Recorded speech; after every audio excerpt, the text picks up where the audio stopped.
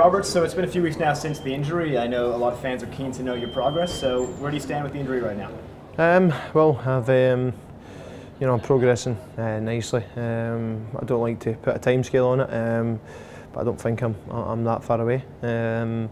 Working close with the head physio, Neil Reynolds, and it's coming along nicely. So as I say, I just got to take each day as it comes, and then they'll inform me when I could be back. We were speaking a bit about the injury off camera, but it seems you just kind of tweaked it the day before the Newcastle game in training. Maybe just tell us a bit about how the injury actually happened there. Well, we were in training, and it was in the warm-up, funny enough. And my leg got caught in the grass, and I felt I popped my knee, and we got it scanned, and then obviously the outcome was I think it's maybe 46 weeks of says. So well, it's these things happen in football, and I'm big enough now to move forward. The squad was already a bit short on wide players, with Elliot Bennett being out from the first day, and now yourself and Anthony Pilkington. So it's been a bit of I guess a bit of a plan B with Leroy Fer playing wide, and lots of opportunities for young players like Nathan Redmond and Josh Murphy as well. So your thoughts on how the side has coped without the wide players like yourself? Well, there's been some performances that the fans won't be happy with. Man City and Liverpool and different results like that, and there's also performances that they will be happy with away from home. I think that you can see that every point is vital in this Premier League. It was a great 3 points away from home on Saturday. So as I say, hopefully we can make this a turning point now and try and kick on. And try and get some results, because we've got 4 games now that we can get results from. I firmly believe that, and it's a tough run from now.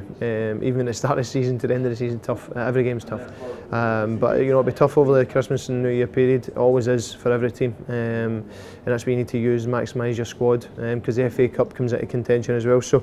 The players are ready for the challenge ahead, so I hope, as I say, hopefully we can get a good result on Sunday. I suppose you could say there's a slight pattern emerging where in the games against teams in and around you guys have been very competitive and actually won the lion's share of those games, but in the games against what I guess you would call the top 6 sides, there have been some real struggles. So as a player who's been involved so thoroughly in those games, what do you take away from that kind of balance there? Yeah, I think Arsenal-Chelsea, the games, obviously I can only speak for the games I'm involved in, I think we're firmly in those games. I think the little moments, a class for some of the individual players got them the result, and we made a mistake at the Chelsea game, but the fans at the game as well says after the game we deserve more. We did deserve more for that game. So yeah, last season we did really well against the top 6 and never did well against the teams round about us, so it swings and roundabouts. Hopefully from now to the end of the season we can put a few more results, especially with the turn of the year. We can try and get some points, pick some points up from the top 6 sides, and hopefully from the sides round about us as well, and hopefully have a successful second part of the season. Finally, looking ahead to this Sunday, unfortunately you likely won't be involved, but what kind of performance are you looking to see from the side on Sunday? Well, hopefully full of confidence. The boys were saying, they didn't really play to the best level they can play at and still got a result. So I think the manager must be telling the players, and I know he will be telling the players that you've not played, the greatest, but still got a result.